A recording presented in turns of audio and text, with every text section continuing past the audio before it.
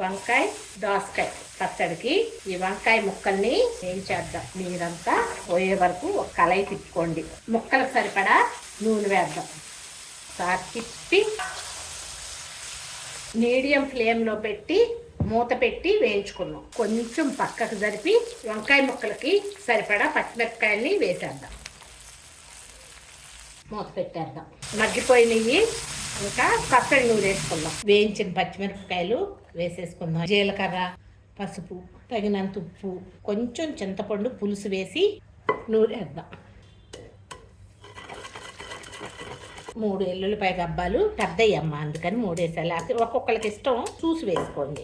పచ్చగానే దంచండి, మెత్తగా వేయించి పెట్టుకున్న వంకాయ ముక్కల్ని వేసేద్దాం. ఒకసారి నూరేద్దామా.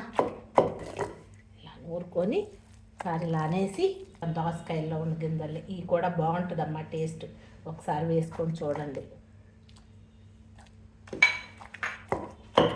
పచ్చగా నూరేయండి.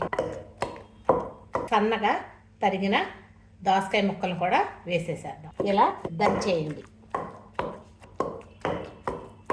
ఒకసారి టేస్ట్ చూద్దామా. పెళ్ళిళ్ళలోనమ్మా ఈ పచ్చడి చిటింగా వంకాయ దోసకాయ పచ్చడి పెడతారు. కొంచెం ఉప్పు వేద్దాం. ఇంకొంచెం పడద్దమ్మా. ఇప్పుడు ఒకసారి ఇలా వేసి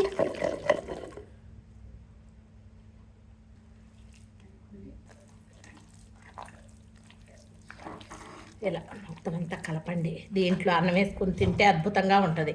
ఇలా కలిపి